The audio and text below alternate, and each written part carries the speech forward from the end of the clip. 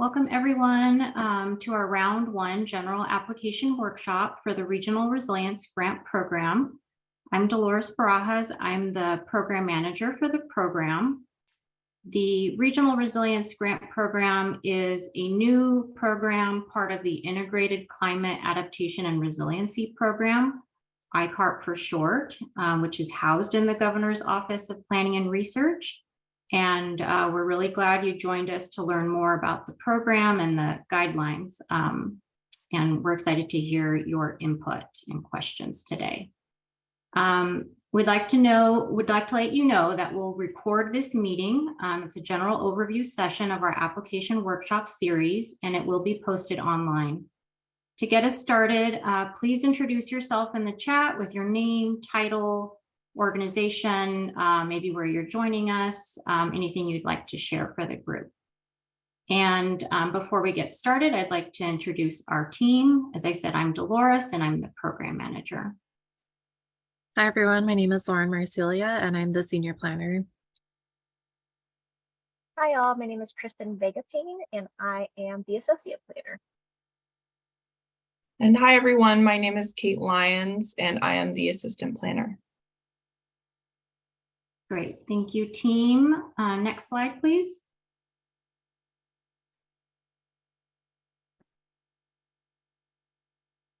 So here's an overview of what we'll be discussing today. First, we'll give a high-level overview of the application process, including application workshops and how staff will support applicants through the application window. Then we'll give you a background of our program and review the program's timeline. Next, we'll share highlights from the engagement we conducted that informed our program guidelines. And after that, we'll dive into specifics on the round one final guidelines, which you can review through the link in the chat. The presentation on the program and guidelines will take us about 45 minutes, and we encourage you to hold your questions and comments until the end of the presentation.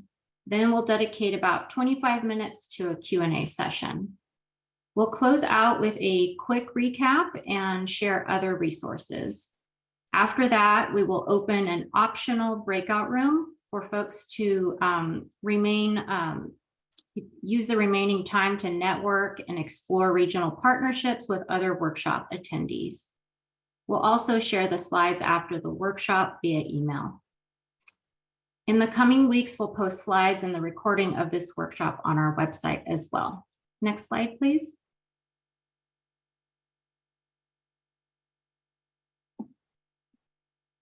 To submit an application for the program, the first step is to fill out an intent to apply survey, which is linked in the chat. Then you'll receive access to the application materials through a SharePoint file link. You can review the application materials, program fact sheet, and other information at our website, which is also linked in the chat. Deadline to submit an application is August 29th. And while we don't have a deadline for the intent to apply survey, we recommend you submit your survey, the intent to apply survey, early on so that staff can set up your application folder, materials, and be able to answer any questions. We'll cover the application process in more depth throughout the rest of the presentation. Next slide, please. This workshop is the first in a series of application workshops throughout June and July to support applicants with navigating the final guidelines and completing the RRGP application. During today's presentation, we'll provide an overview of the program, application, and resources. Next week, we'll hold 2 application resource workshops with the ICARP Climate Services team to dive deeper into application resources for planning and implementation grants. These workshops will also be posted on our website. Throughout July, we'll hold 4 more application workshops that will have a regional or community focus. We encourage you to attend sessions for your region or community and share the opportunity to learn more about the program and how to apply.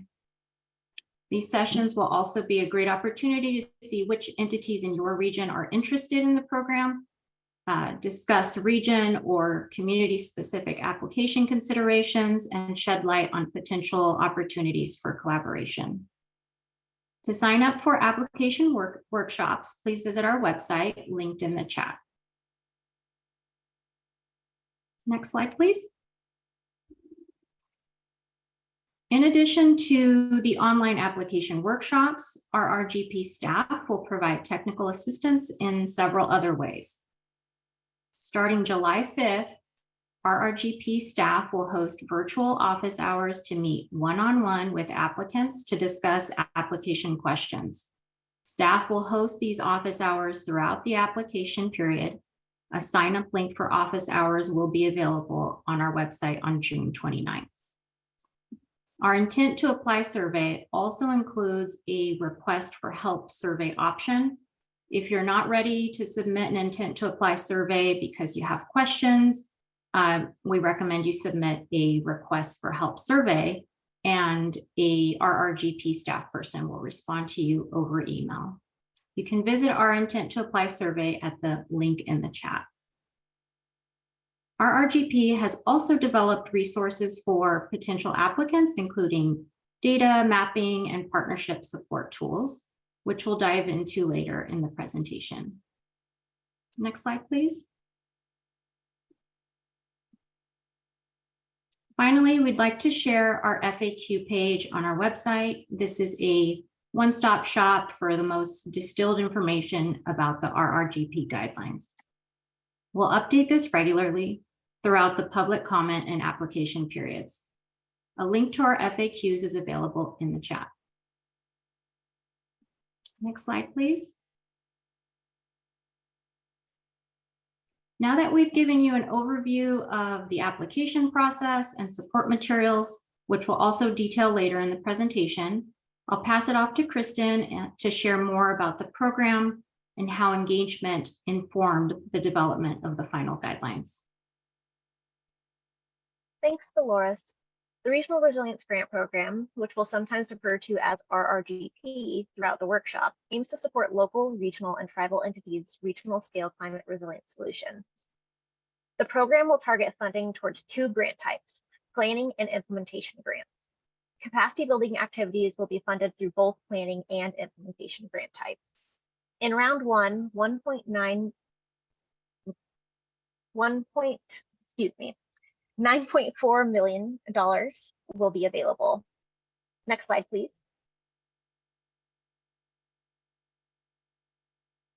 For more background on the program, this slide shows ICARP's definitions of climate resilience and climate adaptation, so everyone knows what we mean when we mention these terms. ICARP defines climate resilience as the capacity of any entity to prepare for disruptions, recover from shocks and stresses, and adapt and grow from the disruption. Alternatively, ICARP defines climate adaptation as the process of natural or human systems adjusting to a new or changing environment. Next slide, please.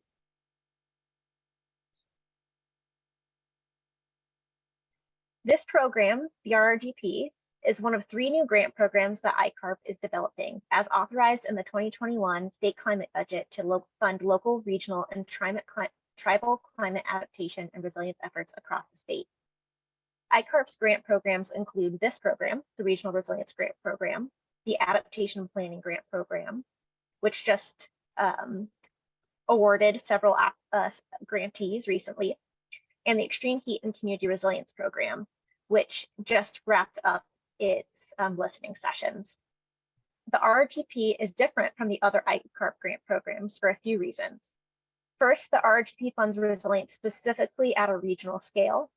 The RRGP also funds implementation projects, which programs like the Adaptation Planning Grant Program does not. The RRGP also specifically aims to fund projects that address multiple climate risks and provides multiple benefits across multiple sectors. To learn more about these 3 programs, you can visit the ICARP Grants website, which is linked in the chat. Next slide, please.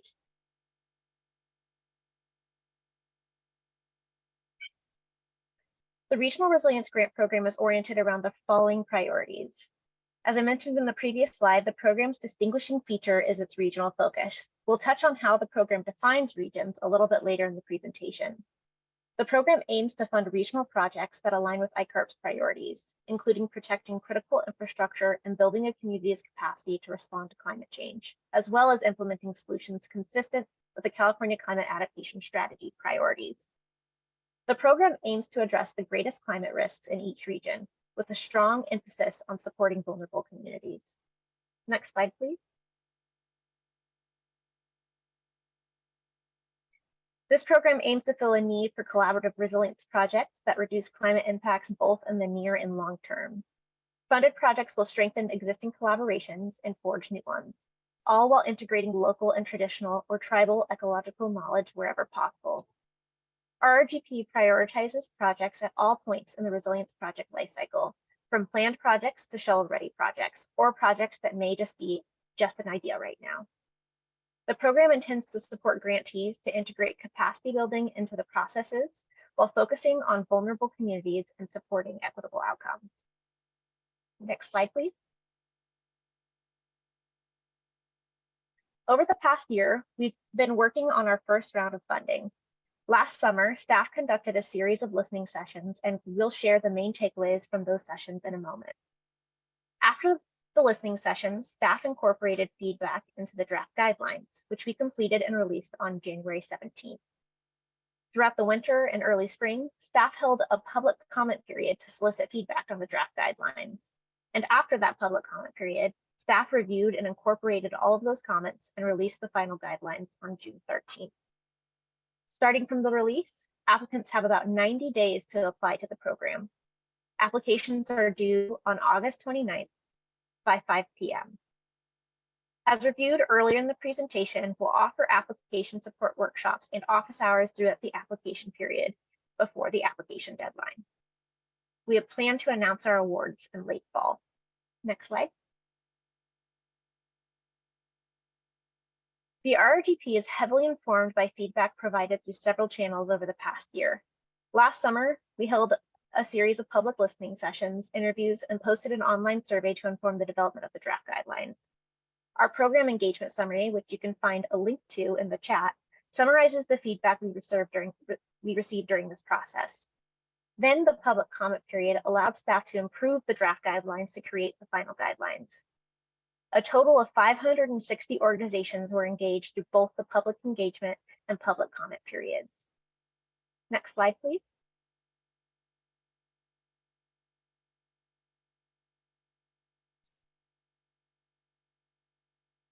Three pieces of feedback stood out from our engagement process. First, folks asked that the program allow applicants to self-identify which region their project serves. Comments indicated that a flexible definition would support a diversity of needs across the state. Second, feedback highlighted the importance of funding sustainable staffing and strategic partnerships to not only work towards resilience, but also build capacity at the regional scale. Participants emphasized the need to support collaboration amongst multiple levels of government to form multi-scale partnerships that prioritize the needs of each region's most vulnerable communities. Finally, feedback highlighted the need to streamline and simplify the grant application and reporting processes to increase accessibility and minimize the amount of work that goes into applying and reporting. To support this, participants requested technical assistance in aligning with other grant programs. Next slide, please.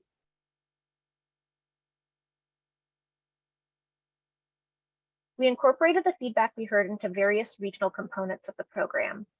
The program's final guidelines provide flexibility for applicants to define what region their project serves. The guidelines also offer guidance on how applicants should think about regions, including considering shared systems of natural and built environment and shared climate risks. The program requires regional partnerships. We'll go more into depth on the applicant requirements specific to your organization type later in the presentation. Projects that serve a regional scale, which we define as larger than a single jurisdiction. And ideally, diverse cross-jurisdictional partnerships that engage with and coordinate amongst multiple levels of government will support the projects. Our funding goals try to encourage a regional diversity of projects by aiming to fund at least one project from each of the 9 California Climate Adaptation Strategy regions. Throughout this workshop, we'll release some Zoom polls to hear about your thoughts on different elements of the guidelines. Here's a test Zoom poll question to help navigate the Zoom poll format. It asks how you've engaged with the RRGP so far. You can select multiple of the following: attended listening sessions, attended draft guidelines workshops, provided public comment on the draft guidelines, submitted request for help survey, or submitted an intent to apply survey. And just as a general heads up, we won't be releasing your answers to these polls. We'll also welcome feedback on all of these poll questions during our Q&A session. Great, thank you for your response. Now we'll release our next Zoom poll to hear about your thoughts on this flexible regional definition I just went over. The question reads, this flexible regional definition supports my needs as a potential applicant. You can answer supportive, neutral, not supportive, or not applicable if you are not a potential applicant. Please take a moment to fill out the poll.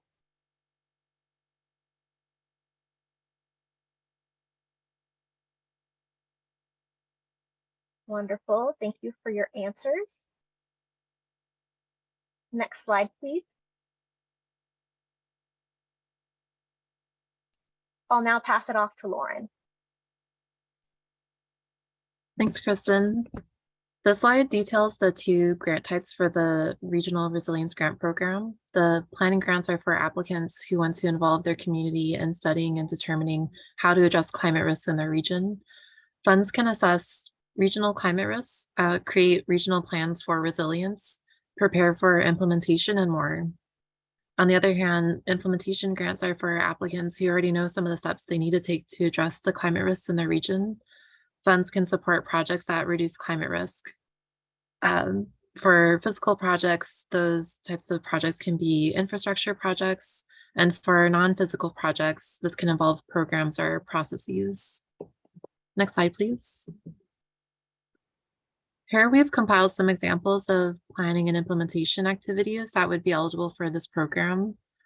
For planning activities, that could include typical resilience planning and capacity building activities like conducting a regional scale vulnerability assessment or forming a regional collaborative. Implementation activities could include implementing hazard-specific projects like a wildfire fuel break project, sea level rise adaptation projects, or a floodplain management project. You could also work on a project that implements existing state, local, or regional plans, or implement multi-hazard projects like a flood after fire project or an emergency response system. For both planning and implementation projects, we encourage collaboration with community-based organizations and or tribes and multiple levels of government. This list isn't exhaustive, and the guidelines are intentionally general to allow for more possibilities than we've shown here. If you'd like more examples, you can check out Appendix B in the final guidelines. The Adaptation Clearinghouse, which we'll link in the chat, includes more resources that might help your projects, including case studies, plan alignment guides, and data. The Case Studies tab specifically may help spark ideas about creative projects for your region. You can also use the Resources by Topic tab to browse resources by your region's climate risks. And I will release another Zoom poll to hear your initial thoughts about these eligible activities. If you could, please take a moment to weigh in your responses. The poll prompt reads, if you are a potential applicant, do you have a specific project in mind to apply for this grant program? And you can choose all that apply. Those options include potential planning projects, existing planning projects, potential implementation projects, existing implementation projects, no project in mind, or NA if you're not a potential applicant.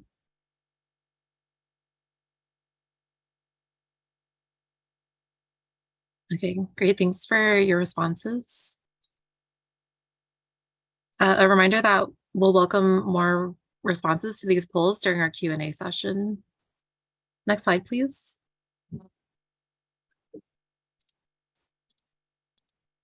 Before we review the eligible costs, we wanted to discuss the required costs that each application should include. If awarded, at least one representative from each grantee's organization should should plan to attend the Regional Resilience Grant Program's quarterly peer-to-peer virtual learning sessions. And in your budget, you should show that no more than 5% will be allocated towards those activities. Second, grantees will be expected to monitor impacts and evaluate how their project aligns with the Regional Resilience Grant Program's objectives on an ongoing basis. This is meant to ensure that community partnerships are meaningfully serving vulnerable communities.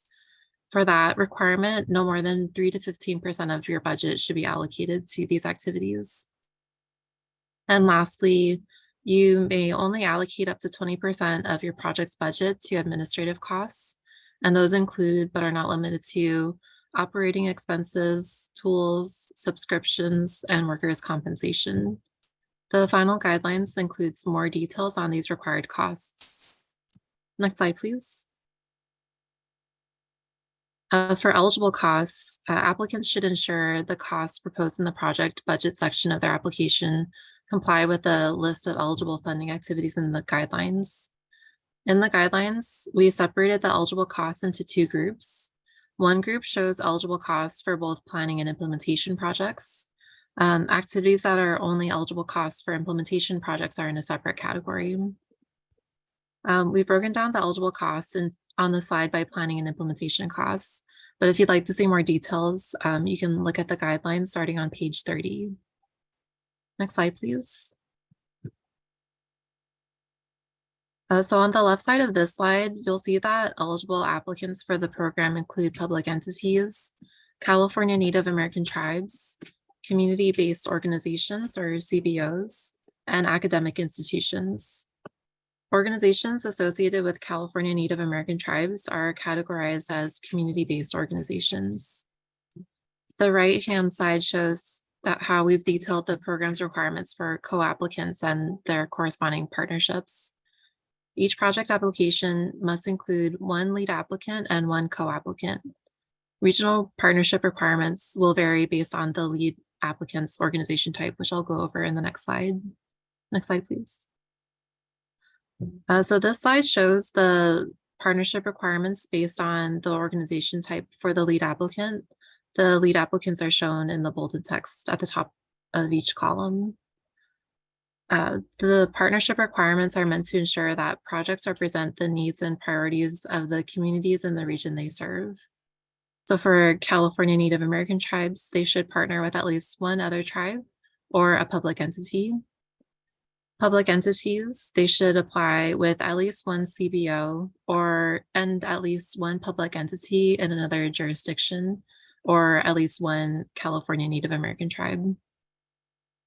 Community-based organizations should apply with at least two entities, either a California Native American tribe or a public entity representing different jurisdictions. And lastly, academic institutions should apply with at least two entities. That could be California Native American tribes or public entities that represent different jurisdiction, and apply with at least one CBO. More information about the applicant requirements is available on page 15 of the guidelines. Now we'll release another Zoom poll to hear what you think about these requirements. Please take a moment to fill out this question. The question reads, my organization will be able to find co-applicants for my potential projects, and the options are agree, neutral, disagree, or NA or not a potential applicant.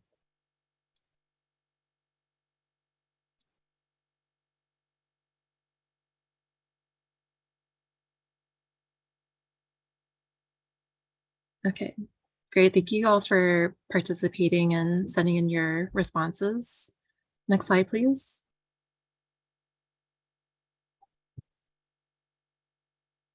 The program's implementing legislation, which was SB 170, requires the Regional Resilience Grant Program to have formula funding, which we refer to as set-aside goals. Staff incorporated these set-aside goals that target funding towards priority communities into the guidelines. The set-asides include allotting at least 51% of funds to projects that focus on disadvantaged communities, and at least 10% of funds to projects that focus on California Native American tribes. Page 8 in the final guidelines describe the different resources your project can use to identify disadvantaged communities in your region. To ensure geographic diversity of funding allocation, the program also aims to fund at least one project from each of the 9 geographic regions in the California Climate Adaptation Strategy. Applicants are not required to use the California Climate Adaptation Strategy regions, but these regions just provide a standard for ICARP to ensure geographic diversity. And finally, the program aims to fund at least 2 projects to establish tribal and rural regional partnerships. We'll launch another Zoom poll to hear your initial thoughts on the guidelines, approach to priority communities, and funding goals. If you could please take a moment to fill out this poll. The question reads, if your potential project involves priority communities listed here, do these funding goals help to support your needs? And the choices are supportive, neutral, not supportive, or NA, or not a potential applicant.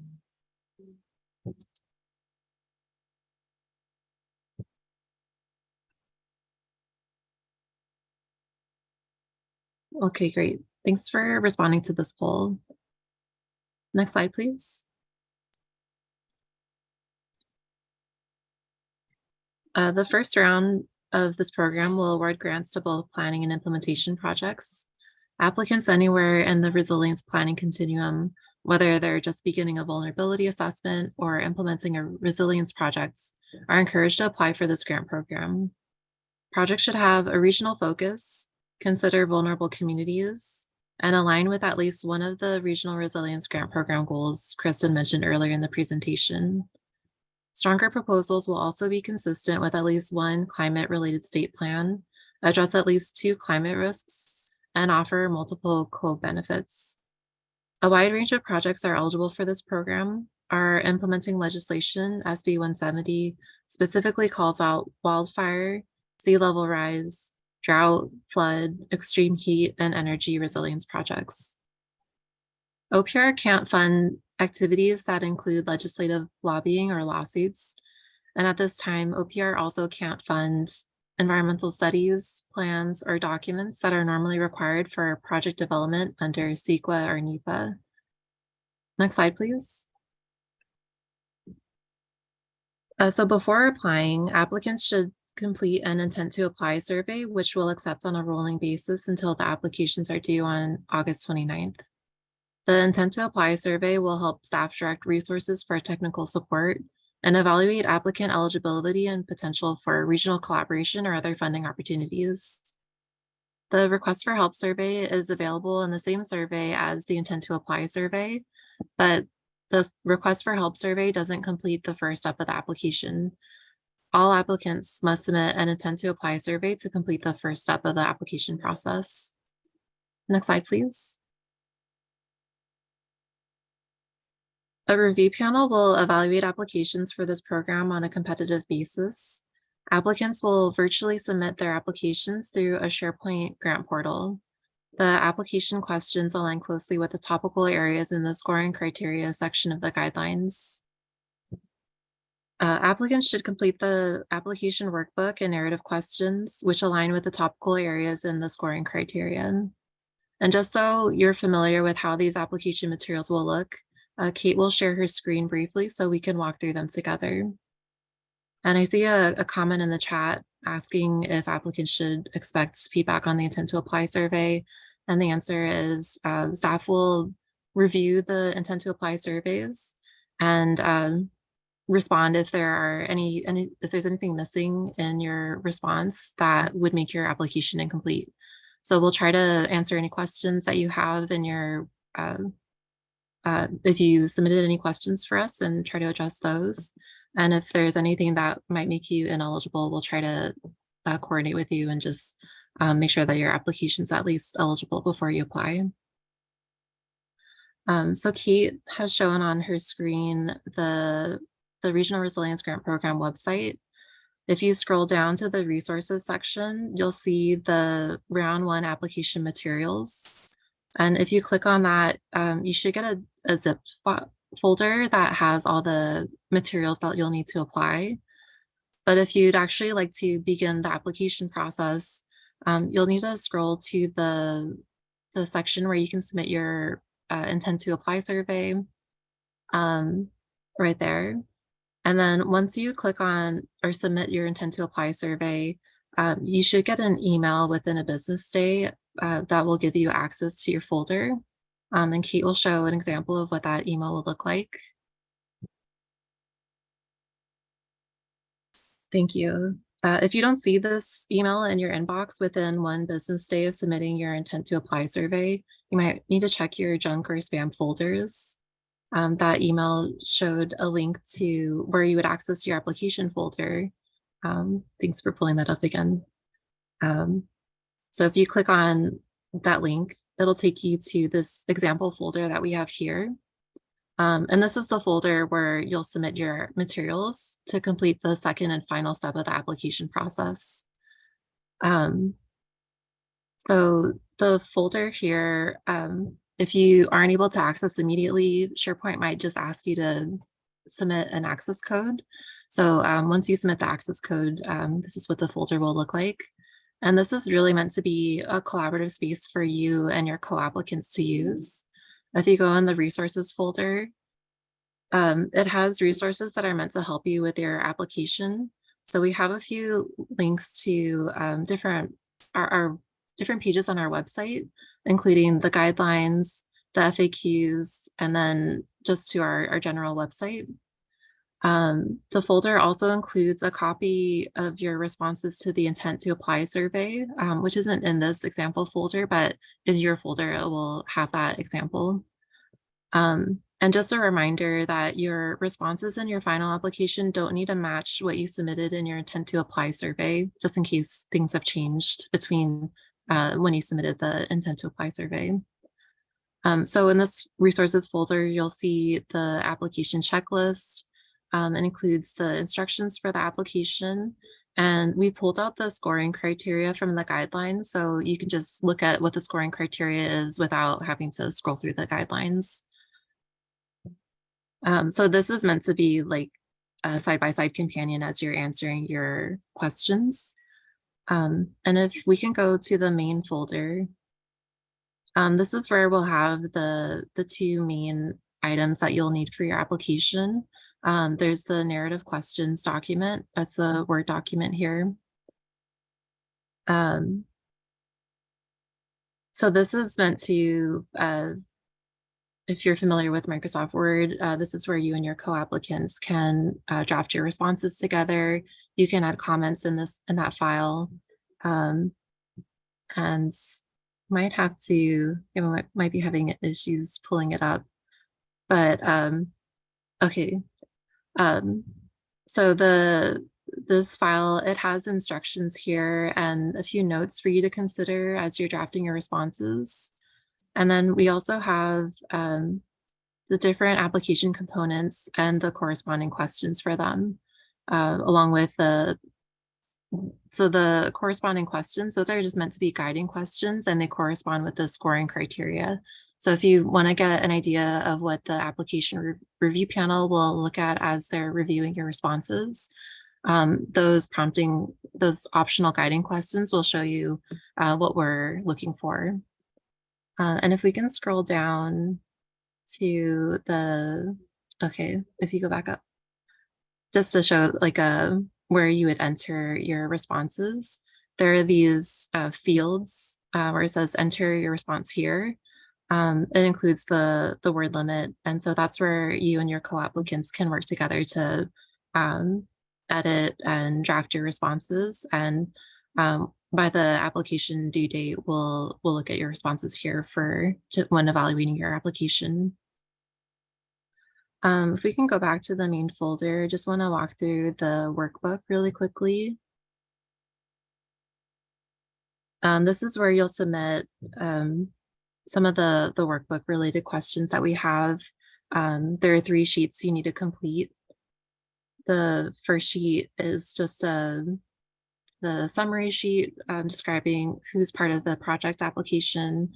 We also have a sheet for you to submit your work plan, the budget, and each of these sheets, they have the instructions at the top, and then there's also instructions on how to fill out the forms. And inside the cells, we also have some text that prompt you where you enter your responses.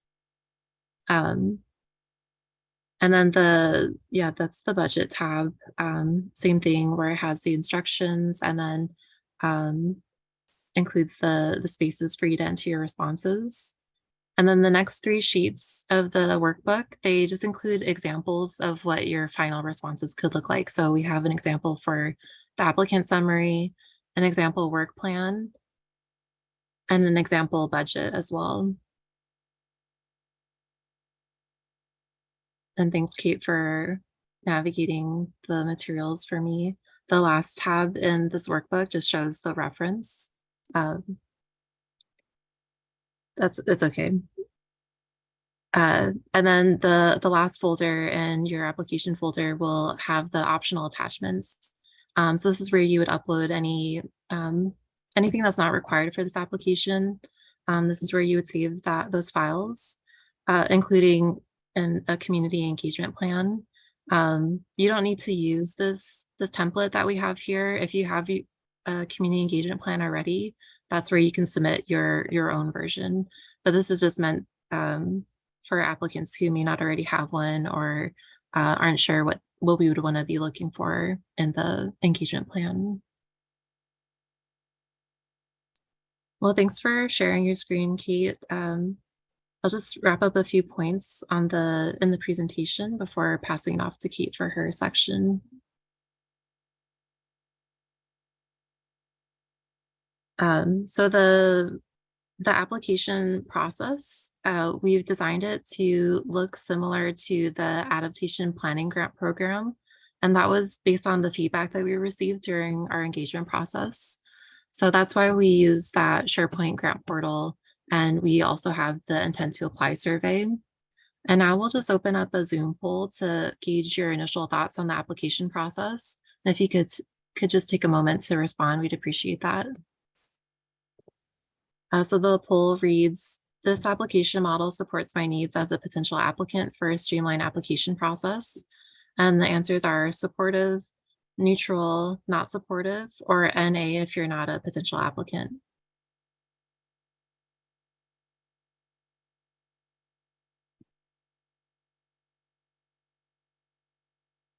Okay, thanks for your responses.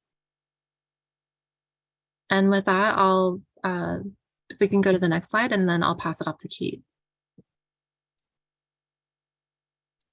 Thanks, Lauren. This slide details the scoring criteria for applications received for this program. So you can see here the breakdown of the different scoring criteria components, which are also detailed in that document that Lauren just showed you and in the guidelines.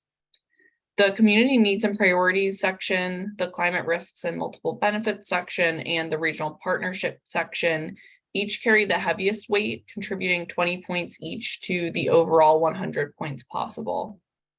Then the project description and goals section and the budget section each carry 15 points, and the organizational capacity section carries 10 points.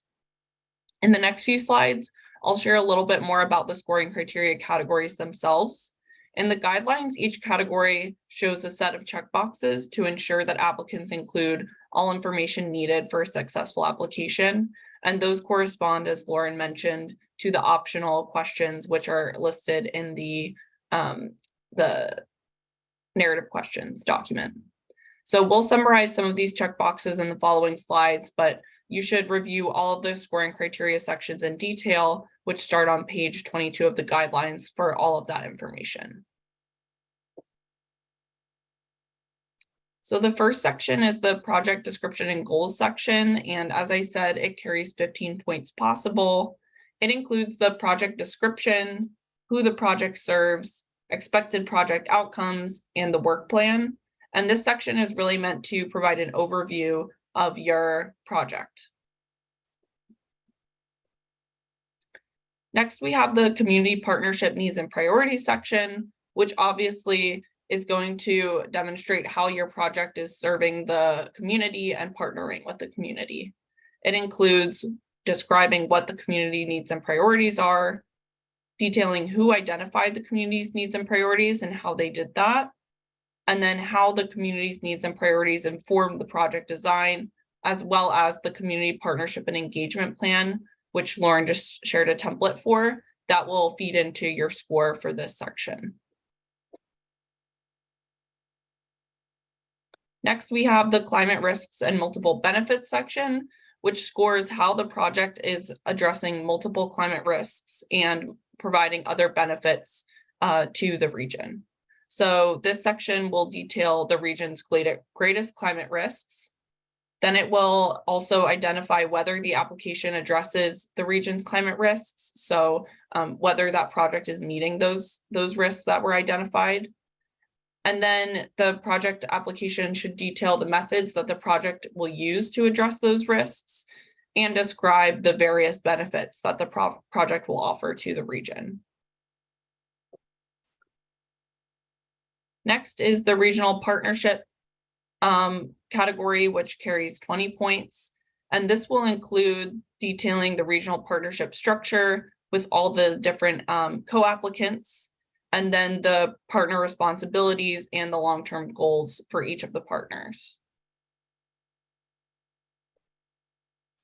The organizational capacity component carries 10 points, and this section is meant to describe the administrative experience, the program expertise, and the plans to meet any capacity gaps that may be necessary for the partnership.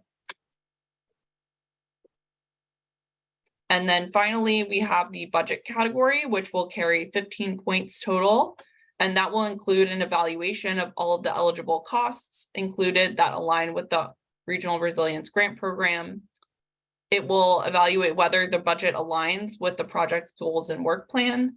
And it will evaluate that the budget is detailed and complete. So those are all the sections of the scoring criteria. And now that you've learned more about the different application materials, how to apply, and the scoring criteria, I'd like to share with you some of the resources that staff have created to support you in developing your application. First, we have a set of resources to support the creation of regional partnerships. The contact map is a map of contacts that have agreed to share their information throughout various engagement points during this process to potentially apply for this program and share their contact with others in their region to form a regional partnership. You can browse this map by organization type to find organizations that will help you meet the application partner requirements that we detailed earlier in the presentation. You'll be able to access this map through a secure SharePoint website link, which you'll also receive access to once you submit your intent to apply survey. We also have a LinkedIn networking group, which serves a similar purpose, and it's a space for you to network with other potential project partners in your area. A link to the LinkedIn group is available in the chat if you'd like to request to join. And then we also have an application resource to explore regional boundaries. We heard through our public comment process that there were requests to explore various regional boundaries and define what a region is for various projects. So this map allows you to explore various layers that would help you do that. So I'll take a moment now to orient you to the SharePoint site, which, as I said, you can get access to if you submit an intent to apply survey. One moment.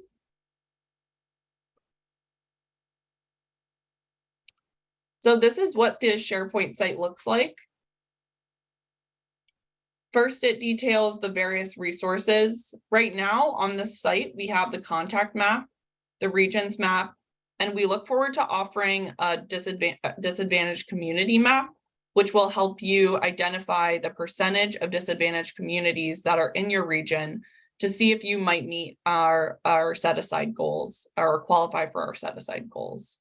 So stay tuned for more information on that resource, and that resource will also live on this page once it's available. We also have our ICARP grants email if you have any questions about using or accessing these resources. These resources will be shared to the same email that all of the application materials will be shared to. So you can request more access through emailing that email. Here we just have a quick icon key to orient you to how the maps work. And then we go into the different maps. So the first is the contact map, which, like I mentioned, is meant to serve as a networking opportunity and a way to identify potential partners if you're not sure how to meet the partnership requirements of the grant. There's some technical information about how to use the contact map, but how you'll use it is you can zoom in, and as you zoom in onto your region, there will be dots which identify the contacts that have elected to share their information. And once you zoom in far enough, you can see their information.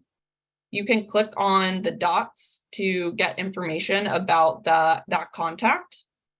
And you can also use the table icon to explore a table. This filter by map extent button, you can turn it on or off so that if you zoom in or out, it will show you all the options in your map window. There's also a list of statewide entities, which you should be sure to explore because they could potentially be partners if you're located anywhere in the state. So if you're lacking in a certain type of entity near you, you might want to check out the statewide entities to see if there might be a potential partnership opportunity there. The statewide entities also are just mapped in Sacramento. So make sure to look at the table to see all of those contact options. And this map will be continually updated throughout the application window. Then we have the regions map, which shows that list of regions that I was talking about. There are some directions on how to use the map here. But basically, this is just a way for you to toggle on and off layers to see the various types of regions that your project may be located or may impact. You can check out counties, the California Climate Adaptation Strategy regions, Council of Government or COGS, major planning organizations or MPOs, and there's also a tribal lands layer there if you'd like to explore that. And that's the SharePoint site, application help SharePoint site. I'll now go back to the PowerPoint to finish us out.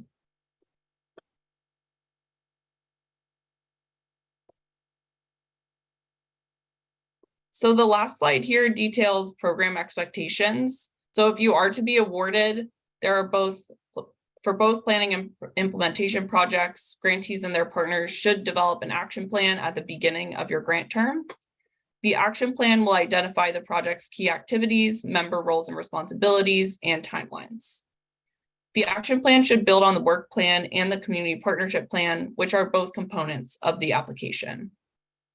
The action plan should help guide project implementation and hold partners accountable to one another and the community around their project activities and outcomes. Grantees will also be expected to monitor their project's impact and evaluate how their project aligns with program objectives throughout the grant term. A major goal of evaluation will be to ensure that community partnerships are meaningfully serving the vulnerable communities in their region. Evaluation will consist of progress reports and regular check-ins. Program staff and TA providers will help develop evaluation plans and assess progress throughout the grant term. And now we're going to load the final Zoom poll of the workshop. If you could please take a moment to respond about your initial reactions to both the scoring criteria and the program expectations, that would be great. The poll's prompt is: the scoring criteria and program expectations support my needs as a potential applicant for strategic partnerships and capacity building. And you can choose from agree, neutral, disagree, or NA if you are not a potential applicant.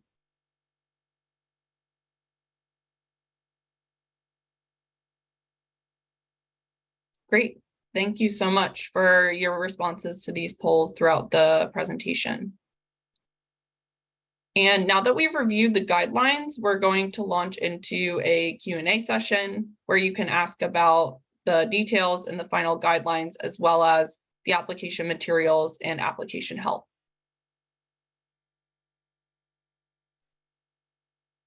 Great, thank you, Kate. Thank you, team.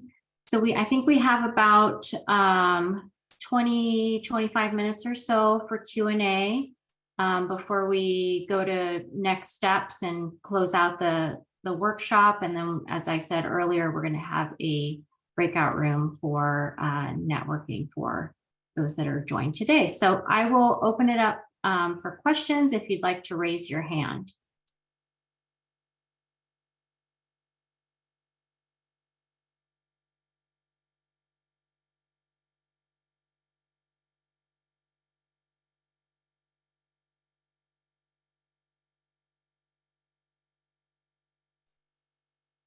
Hi, John, go ahead.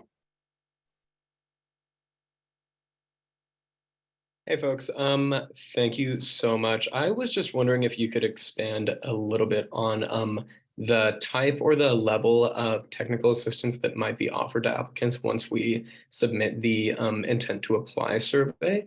I know you shared earlier that you would flag any kind of like glaring gaps that would make applicants ineligible, but is there anything else that you could share on the type of assistance that will be offered after that? Sure, I can turn it over to Kristen to fill in any details. But like we mentioned earlier, you should receive communication from the team on access to the SharePoint folder. And if we have any questions about your application to ensure that you're eligible and make sure that this is the right program for you. But Kristen, I don't know if you have anything else to add to that. Yeah, for this first round of funding, we don't have a third-party TA provider, so all TA will be, or technical assistance will be provided in-house with our Regional Resilience Grant Program staff. And that makes it so that we can only really provide support with navigating the guidelines and the applications themselves. So that's why we'll be taking pretty deep dives into whether or not you're meeting our eligibility requirements, whether that be our partnership requirements or our project requirements or eligible costs. So mostly it's going to be around eligibility, but also Kate went over our partnership resources. Those are going to be more of standalone resources that we won't necessarily guide you through, but we'll provide and update these resources throughout the application period. I'll also add, we mentioned earlier that we are hosting a couple of workshops with our climate services team, and they'll be able to share some additional resources that could help applicants develop their application in terms of identifying the climate risk for their particular region, data, et cetera. So those are, that team in particular is another resource within our house that can support. We have a question in the chat that asks if work can be carried out by a federally procured contracts if they receive state funding. I'm not sure if I understand the question. Sorry, I think I misread it. Can work carried out by a federally procured contract receive state funding?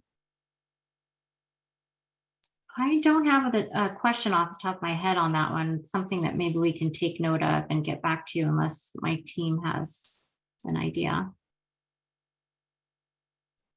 I don't know if Lauren is available and has access to a microphone. Maybe if she might want to elaborate.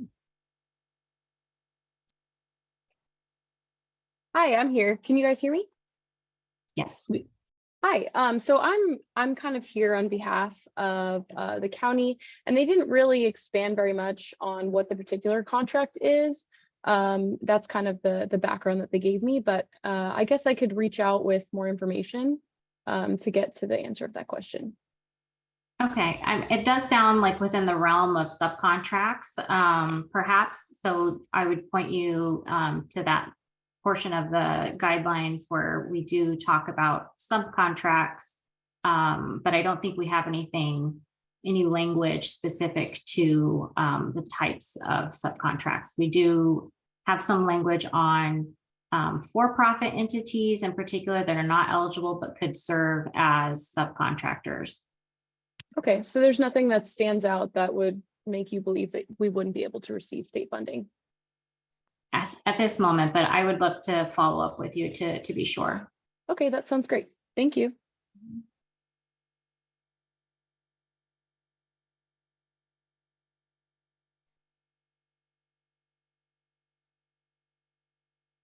We also have a question in the chat asking if colleges and universities are considered public entities like a UC.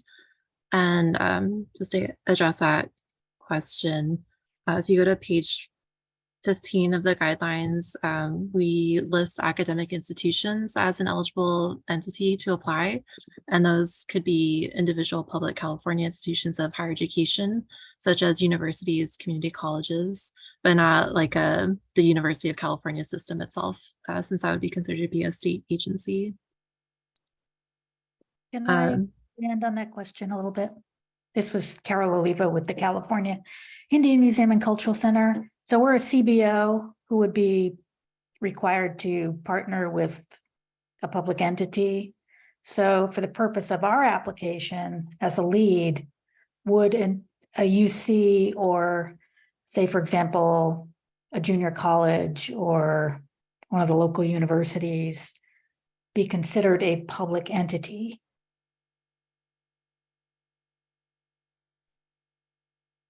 we would consider them to be an academic institution if it's an individual community college. Thank you.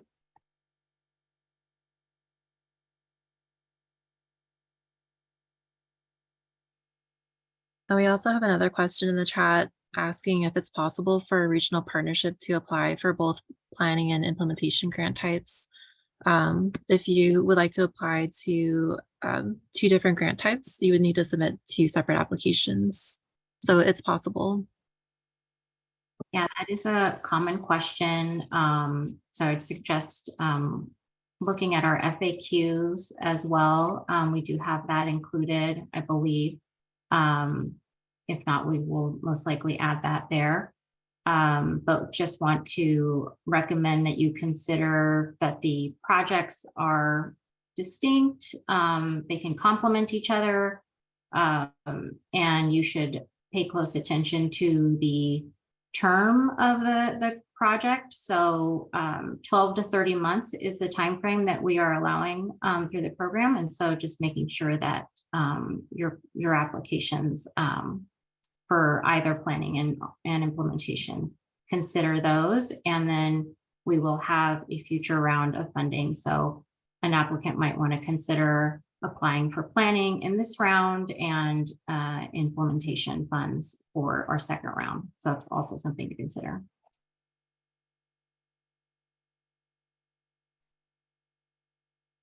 We have a couple questions in the chat related to the 20% cap on the indirect or administrative costs in the program.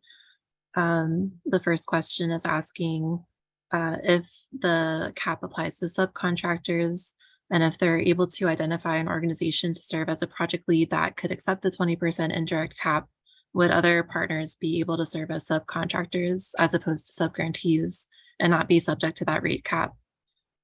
Or in turn, could subcontractors use full cost rates that include indirects? And for this, especially for implementation projects, some of these costs would be considered to be direct costs, which don't have a cap on them. And so if this is an implementation, I know that this has been a concern, especially for implementation projects. But for implementation projects in particular, some of these costs could be allocated to would be considered to be direct costs. But the indirect costs would apply to any administrative costs associated with your projects. And that would apply to both the planning and implementation projects. So they would apply to the lead applicant and the co-applicants. But subcontractors, those costs wouldn't be associated with them. I don't know if Doris, if I explained that clearly, or if there's anything you want to add. I think you captured it. And I think it's something also to keep in mind with the regional partnership and the different roles that your partners will play. And so perhaps one of the co-applicants is taking on that role of administering the grant in terms of the administrative task of keeping track of the project and the partners. So that's also something to consider. And I just want to remind everyone that we will have one-on-one office hours. We will soon post that sign up link through our website on July 5th. Did I get that right, Kristen? Or starting July? Yeah, the link will be available June 29th and office hours will begin July 5th.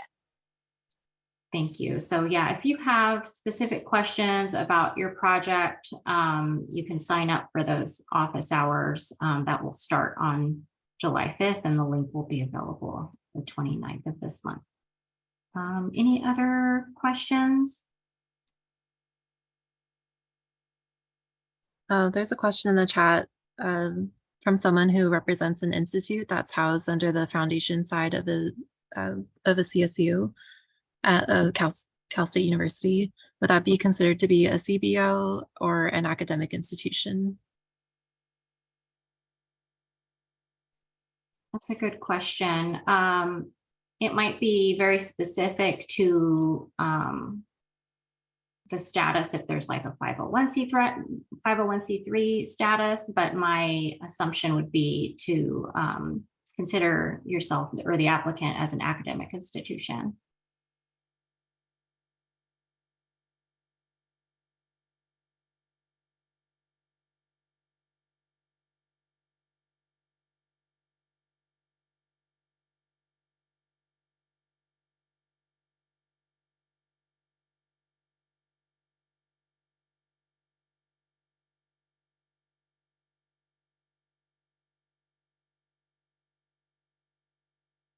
And I see a question about land acquisition. Ask my team if they recall where we landed on that specifically, because I know that was a question that came up during our draft guidelines.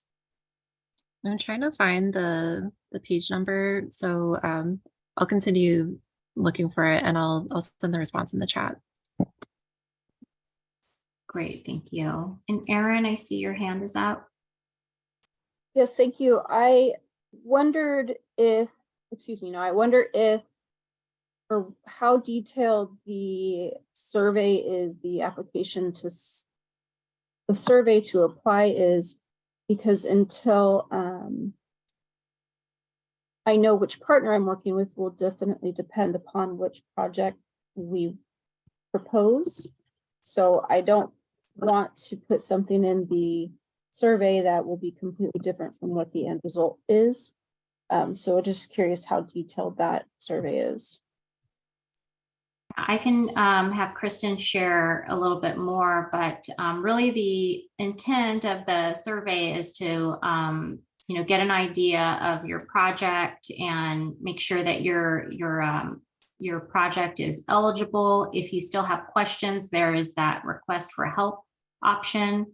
The intent to apply survey is brief and ask some basic questions about your project that you can change down the road in your final application. Kristen, Thank you. Could you add a little bit more? Yeah, brief and very high level descriptions are welcome. And we mentioned that in the survey. If you believe you're going to be the lead applicant for the program, we don't require you report on who your regional partners will be at the time of the survey. It's nice just to give us an idea, but the intent to apply survey is really so that you can connect to us staff, so that we can connect you to resources such as the contact map that Kate showed, so that maybe we can provide some support in connecting you to other regional partners as well as navigating certain parts of the guidelines. Thank you.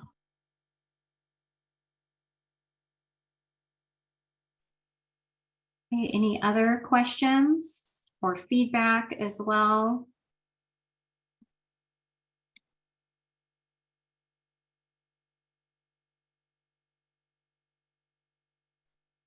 Just to follow up on the question we got in the chat about land acquisitions and whether they're eligible expenses. So our program will only fund projects that improve regional climate resilience and reduce climate risks. So if your project is considering acquiring land, then you would just need to provide information on how acquiring that land is necessary to address regional scale climate risks and what the co-benefits would be.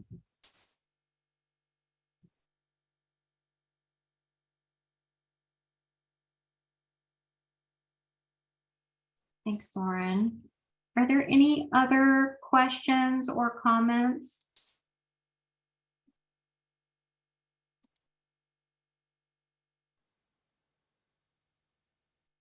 Okay, well, really appreciate everyone's attention throughout this presentation. I know it's a lot of information, and as I mentioned, we'll have those office hours out soon, and you can also attend a future workshop. We'll have those specific to regions and communities of focus, so those might be of interest to you. So now I think we will go back to our slideshow, right, Kate? Okay.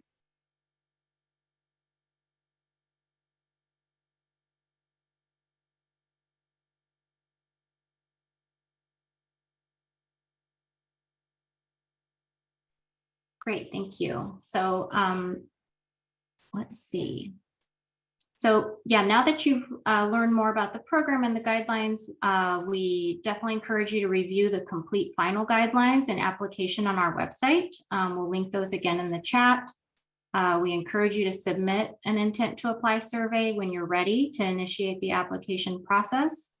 And we'll also be offering office hours, as I mentioned, in the additional workshops. Next slide, please.